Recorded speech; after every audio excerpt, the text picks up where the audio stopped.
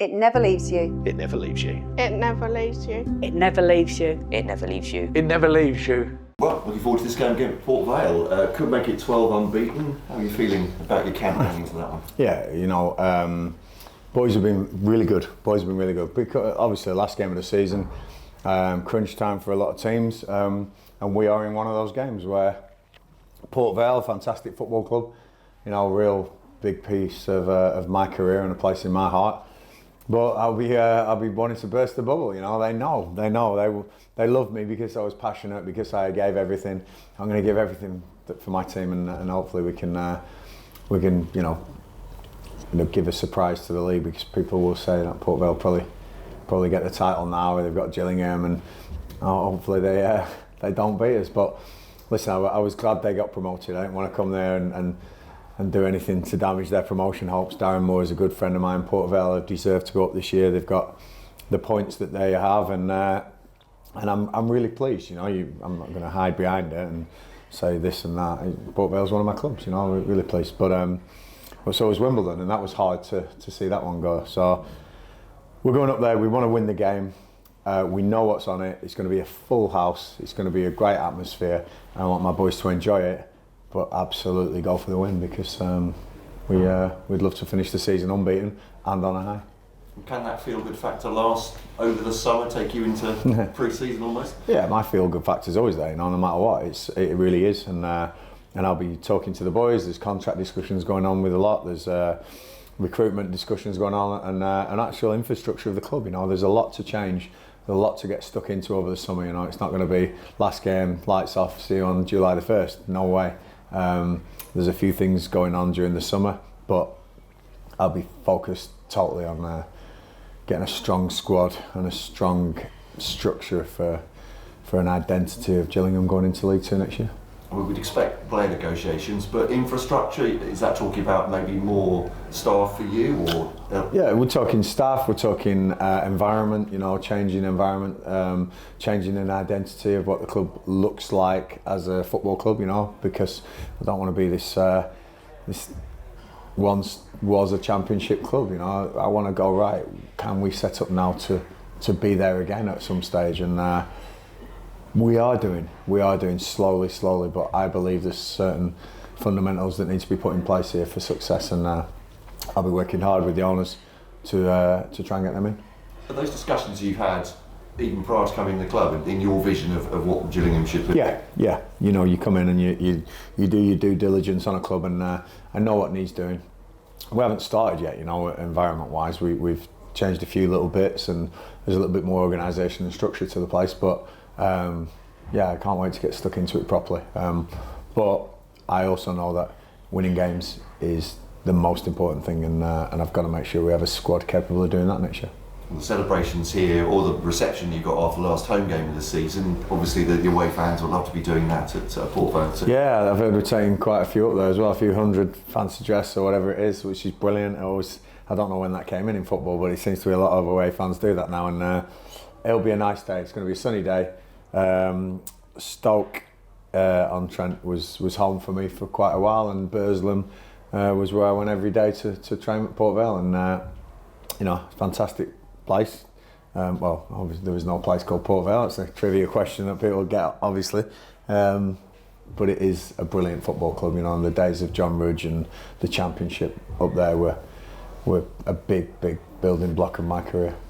We talked about ending the season, the home season on a high in front of the fans. Obviously after that came the Players' Awards as well, and Glenn Morris more or less swept the boards. Yeah. What can you say about him? Yeah, I'm just glad that his goal at Salford didn't go in, because he'd got a goal of the season as well, probably, you know. So Robbie McKenzie obviously got the award, and Sam Gale, brilliant for the young player, sensational, what a future he's got. But yeah, Glenn, wow. At, you know, over 40 to be able to be pulling off those performances week in, week out. Nothing he didn't deserve here. You know, he's a cracking guy. You know, he's definitely part of the plans going forward, and yeah, he's well-deserved Player of the Year from most factions, supporters, players, you know, officials, everything, you know, and rightly so. So well done, Glenn, and hopefully you know, I will give one secret away. He is starting on Saturday, so hopefully he can keep a clean sheet and top what was a brilliant week off. He was understandably, he was quiet about negotiations. We know those go behind closed doors. But would you like him as the Gillingham goalkeeper again? He's in my plans, definitely going forward. So we'll talk. And there's all sorts of factors that go in contract discussions, and you'll hear me saying this time and time again over the players. And we do keep it private, you know. But obviously, Glenn's performances have not gone unnoticed by me, and the defensive record as a whole, I think we've done very well this season. You know, top 7 or 8, you know, and that's super to have, and so, you know, it does point towards, can we be a bit more creative, can we score some more goals, and we have a good recipe here, but we'll see. But yeah, we'll keep everything respectable for all clubs, all players, all agents, everything that happens, and but when that ink dries on those papers, you'll be the first to know. He certainly doesn't see age as a barrier at this point. I know he wants to play on.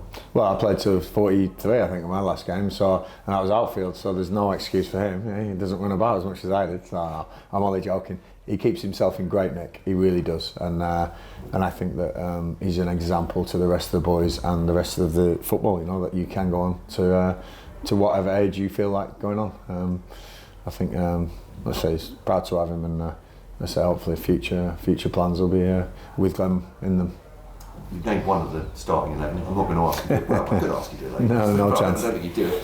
Are you still at the situation now where you want to look at different combinations, or maybe settling on a side that maybe a core? Yeah, it's very difficult. You know, I've played formations. If everyone looks back in history on my managerial record, there's probably 2 formations that stand out. So, and they're both very different. So we'll have a look at both of those. I'm not saying we'll do it Saturday, but we might. And there's forwards. We've got suspensions for Johnny Williams, Joe Bode, Ollie Hawkins, his hand, and Elliot Nevitt, obviously, you know, went off injured. So, you know, we're looking a little bit slim on the forward side of things. So we'll have to have a look at that. You know, Jimmy J's obviously on loan from Chelsea, but he's probably the only recognised forward who's fit at the moment. Josh Andrews making a comeback. We'll have to see if he's ready. But no, we definitely have to shuffle the side from last week. And that's because of the red cards more than anything. But I'm very, very interested to see who plays and what they give me, whether it's a different style formation. I'll have to wait and see Saturday, but we will be going for the win at Port Vale. And just looking at the end of the season for you, I mean, it's been I think you said last week, it's been a month, but it's been an absolutely packed month. It's been brilliant, yeah. Is it good to be able to stand aside from that at this point and, just as you said, work on the infrastructure and obviously play out the contracts as well? Yeah, listen, it's been brilliant. It really has. I thank all the Gillingham fans for welcoming me, all the staff and all the players who've worked really hard for me, you know, and I would give it back. You know, it's not a just dictatorship. This, I'm in it with them. I'll do it with them, and it's been a pleasure. You know, it really has, and I've also had my eyes open just how big this football club could be, you know, with the away support we've got, with the home support we had in the last couple of games. I think this is, I hate the word sleeping giant, but it's definitely a sleeping something, and I think we can make the most of this club, you know, and really hope to get success here. Going to take time, obviously. We've always said that, but no, the month has been a fabulous month. Really enjoyed it. And didn't get stuck on the M25 too much, so I'm okay commuting. Cheers. Is Josh Andrews fit and available? Yeah, Josh is out there training, so you know, we'll have big discussions with the sports science and medical teams to see whether he is. You know, we won't say is he worth the risk. He's never worth the risk. But if he's available to start or play some part, then without a risk, I'll definitely involve him, because I think that'd be a nice end for Josh. But we haven't made that decision on him yet. I'll have to have some meetings with the boys who've been in charge with him for most of the season. It'd be great to get an on him just before the end of the season. Yeah, mate, he's unbelievable. He's the size, you know. I think the hype surrounding him, he feels he's probably not lived up to, and he wants to do that, you know. But I want him to know there's no pressure on him. I just want him to stay fit, get out there and do his best, whether that's this season or next season. But he's a great guy. He really is, very respectful. quiet, gets on with his job. But wow, he's some size. So if you can get the best out of him, I think we'd have a decent player there. Yeah. And Nev, what's the update with him then? There was a bit Yeah, of concern after the game. he left in a boot. So you know the update will be released, I'm sure, soon. But you know, he's took a whack on his foot, which is a nasty one. So whether he'll make the trip or not, we'll have to. Again, next 24 hours will be important for him. Okay. On to Port Vale, they're expecting their biggest crowd since '98, I think. Probably a game you played against Stoke City. What's it like when you're playing in front of 13,000? Yeah, I did, yeah. That was when I think 97, 98 was my time there. So, yeah, the Stoke Vale derbies were something special, they really were. Yeah, it's a fantastic stadium with some really good people up there, you know. Solid working class town, and they love their football, you know. They're very respectful, and hopefully I won't wait till the end of the game for my reception. Hopefully before the start of the game I might be able to just go on and say well done to the fans and the team, because they have done fantastically well to get out of this league.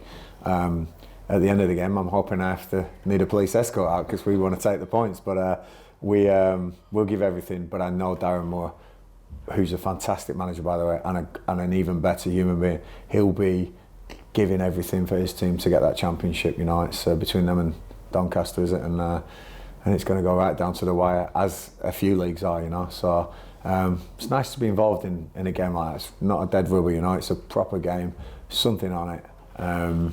I'll find out a lot about my boys, because this will be a bit of a cauldron to go into. But I want them to enjoy it. I want them to look round and soak it up and think, one day you never know. But Port Vale have done really well this season. Congratulations. I think you scored the winner against Man City there as well, didn't you? That same month you played Stoke, so I mean, it's a... I certainly did, yeah. Thanks for bringing that up. Yeah, not many get to say they scored the winner against Man City, but I have, yeah. So it was a nice moment. I think they actually went down that season as well. So and Stoke, which the Port Vale fans were really happy about. But listen, I don't want to go back there and get myself in trouble. We'll focus on Saturday. And I think a lot of the away fans are digging out the Hawaiian shirts. Can we expect you to bring one? There'll be more chance of a leather jacket, even in these temperatures, all right. So I think we'll stick with the standard boring colours, but the hair will never go away. The rock and roll will always be here. Some of the supporters are amazed at what you've achieved in such a short period of time. Are you surprised yourself? No, I'm not, honestly. I believe that we're well capable of getting results at this level, myself and Dobble. My staff have bought into exactly what I wanted. It was almost crying out for some organisation and some structure. And we have a good set of lads. You know, we knew some of them before we came in. Really proud of what we've done. I really am, and it's not a surprise. I think we can do more. I believe we should have had a couple more points than we have. You know, especially that Colchester game at home. I still go back to that thinking, wow, we played some fantastic stuff like that and missed a couple of sitters. But you know, I don't want to be greedy. I'll take a few lucky ones next year when I need them. This year's been all about learning about the squad. Again, I think the Gallinsons did a really smart thing getting us in to have a look at everything before next season, and there's some changes I want to make, and hopefully there'll be positive ones. Tell me, you also managers issue their attract retain lists and Yeah. that goes on with that. Can you talk us through some of the psyche that goes into the decisions that managers have to make this summer year? Yeah, we have a player recruitment model that we go off. Me and Dobbo have a personal behaviour model that we'll go off as well, not just talent. You know, you're not together for 12, 13 years and over 600 games together and not work out what's good in the dressing room and what's bad. So we have a behaviour model, we have a personal trait model, we'll profile the people we're bringing in, and then the talent as well, and the football and what position they are and how quick they are and all that sort of stuff. So there's so much goes into it, you wouldn't believe. And so that's why some players will be available and people will be saying, why aren't we signing him? Why aren't we signing him? There's reasons for it. Why are we letting him go? What we're doing here? Hopefully they'll trust in the process that has given us success over those years. But no, there'll be plenty going on, and yeah, there's a lot of psyche and technical and tactical and social and psychological. There's all sorts goes into recruitment for us, and we live and die by that. I guess in some respects there are those who you want to keep, but you won't keep. Yeah. That makes sense. Yeah. How difficult is that? Yeah, it's really tough. You know, we've got too many players here. When I came in, there's 30 odd players here.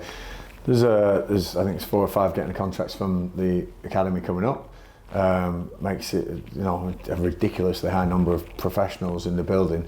We've got to tailor that, and we've got to make that manageable, but also competitive. And there'll be players here that I want to keep and probably can't to make space. And you know, there'll be probably. I think everyone who walks in the door in pre-season will be might not have made a decision going, yep, you will be positive for us next year. You will aid us to get what we want. But yeah, there's 1 or 2 I'll probably want to keep, and maybe, you know, the spaces, budgets, everything like that. It will be tough to be able to do so. So these are the tough decisions you have to make, and sometimes it's you've got to go with, you know, the parameters of the club, and that's important. We can't overspend. We've done it for too many years. We've kept collecting players, and it's time it got cut back, and a model was put in place that's going to be, not if it's going wrong, just buy more players. It doesn't work like that. Get the right players initially, and that's how you do it. It never leaves you. It never leaves you. It never leaves you. It never leaves you. It never leaves you. It never leaves you.